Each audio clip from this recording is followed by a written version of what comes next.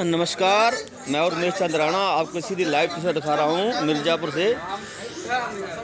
भाई साहब नमस्कार सर। जी भाई साहब, ये बताओ आप जो किसान का बिल है, ये अब सरकार इस पर अपनी अड़ी गया है, तो इसके ऊपर आपका क्या कहना है? ये सही कर रही गलत कर रही सरकार? जी सरकार अभी तक यूपीए सरकार 2014 में भाई साहब जो ये किसान की समस्याओं को लेकर आज विपक्ष मोर्चे पे खड़ा हुआ है या मोर्चे के साथ किसानों को बहला रहा है या फुसला रहा है या उनको आगे के लिए मतलब कहीं गुमराह कर रहा है, ये किसानों के हित में नहीं है। यूपीए सरकार ही इसका विरोध किया था। आज एनडीए एमएसपी बढ़ाकर अगर उसको ला के सरकारों के हित में फैसला कर रही है तो इसके लिए कहीं न कहीं भाजपा सरकार सराहनीय कार्य कर रही है। लेकिन इस पे यूपीए सरकार या विपक्षी दल जो खड़े हैं किसानों को बरगला रहे हैं अनैतिक तौर से, ये कतई नहीं सही है, ये गलत है सरासर। ये सरकार सही कर रही गलत कर रही है? सरकार एकदम सही कर रही है, क्योंकि समर्थन मूल्य और एमएसपी अगर उस पर मिलेगा किसानों को, बिचौलियों का एकदम वहां से पत्ता साफ कर दिया गया है, वो अपना कहीं भी ले जाकर अनाज गल्ला बेच सकता है किसी भी मंडी पर, उसको समर्थन मूल्य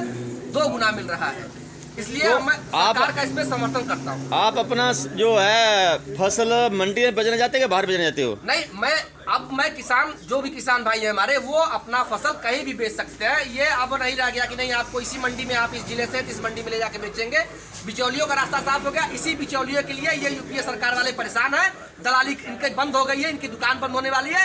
आदरणीय मोदी जी और योगी जी के माध्यम से पूरा देश इस समय और किसान कहीं न कहीं लाभ के लिए है। तो मोदी जी ने बोला है कि आपके फसलों के रेट 2022 तक डबल हो जाएंगे, तो कैसे होंगे जरा मुझे बताना। अब ये आदरणीय कृषि मंत्री जी बैठ के, आदरणीय सचिव जी लोग बैठ के अभी इस पे मंत्रणा कर रहे हैं। किसानों भाइयों के साथ सारी बैठकें हो रही हैं। इसका जल्द ही जल्द आप लोगों के मीडिया माध्यम से आप लोगों को सूचना मिल जाएगी कैसे क्या होना है। अभी उसकी रूपरेखा बननी बाकी है। भाई डबल तो तभी होगा ना, किसानों का रेट डबल तभी होगा जब सरकार इनको डीजल दे ना 20 रुपये लीटर। क्यों दे रही है 80 रुपये लीटर? इसके ऊपर आपका क्या कहना है? क्योंकि हम तो गाड़ियाँ चला रहे हैं, हम तो इसके नाना प्रकार के टैक्स दे रहे हैं गाड़ियों पर डीजल के लिए।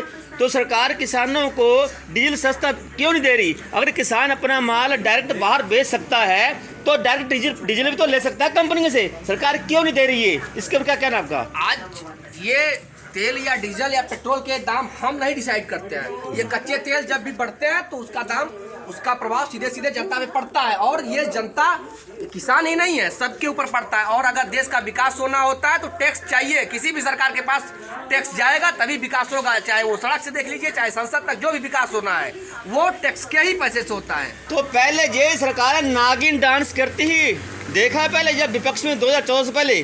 तो अब इनको कौन सा सांप सूंघ गया बताना। महंगाई अभी जो भी पेट्रोल का दाम है इसको भी कंट्रोल करने की व्यवस्था हो रही है। और किसान के हित में या बेरोजगारों के हित में जो भी कदम उठाया जा रहा है वो सराहनीय प्रयास है और इसके लिए प्रयास किया जा रहा है आगे। मेरा आपसे एक सवाल है, सपोज करो जी आपकी जीप है, गाड़ी है, आप इसको भर के पहले मंडी में बेच के आ जाते थे, तो अब क्या गाँव घूमोगे बेचने के लिए? थैला मेरी गेहूँ ले रहे, मेरी गेहूँ ले लो। सरकार इतनी पॉजिटिव हो तो ये मंडी का टैक्स कम करे, आड़तियों कमीशन कम करे, ऐसा क्यों नहीं कर रही है? हर जगह हर ग्राम पंचायतों में क्रय केंद्र खोल दिया गया है और किसानों को उचित मूल्य जब उनके पास मिल रहा है तो वो काहे जाके घूमेंगे।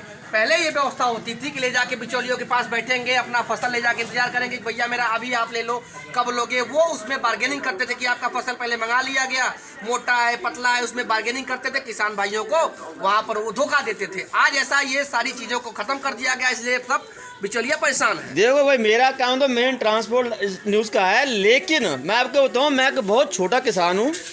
तो पिछले साल मैंने मक्की 2000 रुपये कुंटल घर में खाने के लिए ली, आज मेरे पास बेचने के लिए है तो 1000 रुपये कोई नहीं पूछ रहा। यही फसलों का रेट डबल हुए ना। देखिए, व्यक्तिगत किसी के ऊपर किसी भी प्रकार की समस्या नहीं ले आई गई है। थोड़ी समस्याएं आती हैं, उसका निराकरण बैठ के किया जा रहा है। अगर किसान आज देख लीजिए आप, शाहीन बाग जैसे धरने को कराया गया, उसको छोड़ो, साजिश थी। उसमें कितने शाहीन बाग के जो बैठे थे, बता लीजिए चुनाव जैसे ही खत्म हुआ वो मुद्दे खत्म हो गए। आज किसान जो बैठे हुए हैं उसमें बता दीजिए कितने किसान बैठे हैं जाके। नेताजी अभी मैंने एक बयान सुना पूनावाल का कि ये टुकड़े टुकड़े गैंग है, कांग्रेसी हैं, ये 1 लाख लोग हैं तो 15 करोड़ किसान है। इसमें आप आंकड़े निकालो, ये आंकड़े आते हैं 0.06 ऐसा कुछ आंकड़ा दे रहा तो अभी मेरे हिसाब से 25 लाख किसान खड़े हैं बाउंड्री में, 24 लाख भारतीय जनता पार्टी के हैं। मेरे हिसाब से कोई उचित नहीं हो रहा नेताजी। अब भारतीय जनता पार्टी पहले भारत फिर जनता और पार्टी है। अगर सभी किसान सभी भाई भारतीय जनता पार्टी से जुड़े हैं तो ये कहीं भारतीय जनता पार्टी का लौट नहीं है, पार्टी के हित में वो लोग पार्टी की विचारधारा से जुड़े हुए हैं। मैं ये नहीं कह रहा हूँ कि सब लोग भारतीय जनता पार्टी से ही जुड़ जाएंगे, नहीं, जो गलत है उसका विरोध होना चाहिए, खड़े होकर बोलिए, मैं इसके लिए नहीं कतई बोल रहा हूँ। हाँ, लेकिन जब अगर हमारे देश की जनसंख्या के हिसाब से अगर भारतीय जनता पार्टी में लोग जुड़े हुए हैं तो ये नहीं कहा जा सकता कि नहीं ये भारतीय जनता पार्टी के ही किसान खड़े हुए हैं वहाँ पे। भाई ये सरकार जो भी कायदा कानून बना रही है, जिसके लिए बना रही है उनको तो पूछ नहीं रही। घर बैठे एसी रूम में कुछ ही बना दे रही है। इनकी अपनी सैलरी देखो, लाखों रुपया, महंगी गाड़ियाँ, महंगे बंगले, इन्होंने हमारा खून पी लिया अब तक। मेरा ये एक ट्रक है, मैं आपको बताऊँ 35-36 लाख रुपये साल का मैं टैक्स देता हूँ साल का, और 35-36 लाख साल का अपने लिए नहीं जुटा पा रहा। क्या सारा हमारा खून पी के सारे कद्दूरा मोटे होंगे तो कुछ बख्शेंगे भी पब्लिक को? जी भाई साहब,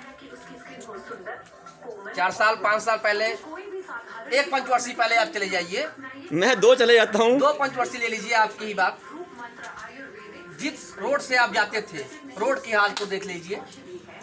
कहीं गांव में जाते थे, लाइट की व्यवस्था दुर्गम थी, दुर्व्यवस्था हो गई थी। भाई साहब मैं पूरा भारत घूमता हूँ, एक एक जगह बता दूँ कहाँ क्या कंडीशन है, लेकिन सरकार धरातल पे कुछ नहीं मुझे नजर आ रहा। जो हम मोदी के बहुत से कामों से खुश भी हैं, लेकिन हमारे लिए मोटर व्हीकल एक्ट 2019 बनाया, बिल्कुल गलत बनाया। उस समय हमारी गाड़ियों के जुर्माने 1988 में जो 100 रुपये थे, आज 20,000 भुगत रहे हैं हम लोग। तो 1988 हमारी गेहूं का रेट 170 रुपये क्विंटल था, उसका 35,000 क्विंटल क्यों नहीं कर देती? अब ओवरलोड लेके चलेंगे और बताएंगे। बात ओवरलोड की नहीं है, कांटा लगाए माल उतार लें, जो ओवरलोड है आई एम एग्री, उसके हम खिलाफ हैं, इसकी मत लो।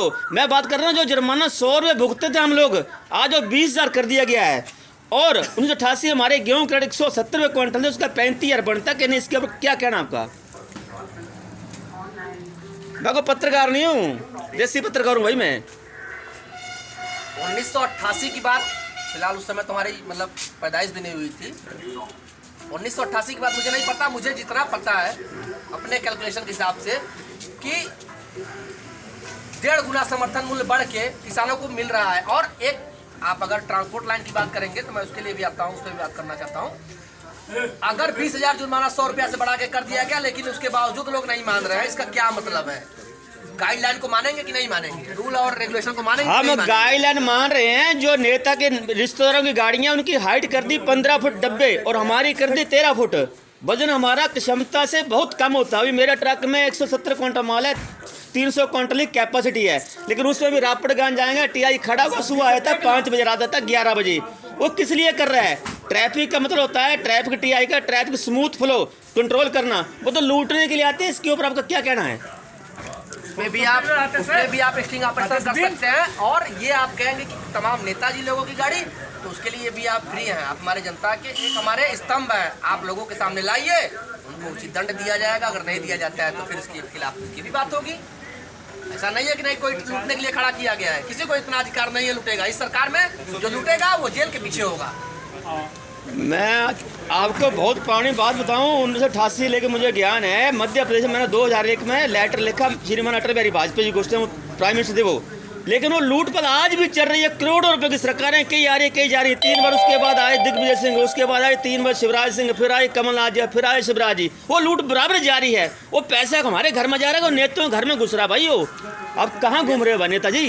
व्यवस्था परिवर्तन पता नहीं कब होगा, होती है और हो रहा है। आज मध्य प्रदेश सरकार देख लीजिए, कमल जी आए थे और कमलनाथ जी कैसे चले गए। अगर मध्य प्रदेश की बात कर रहे हैं तो आप देख लीजिए, भारतीय जनता पार्टी लोगों के लिए काम कर रही है, जनता के लिए काम कर रही है, इसलिए उसको लाया जा रहा है। बस आपका बहुत टाइम लिया, बहुत धन्यवाद आपका, थैंक यू। प्रणाम।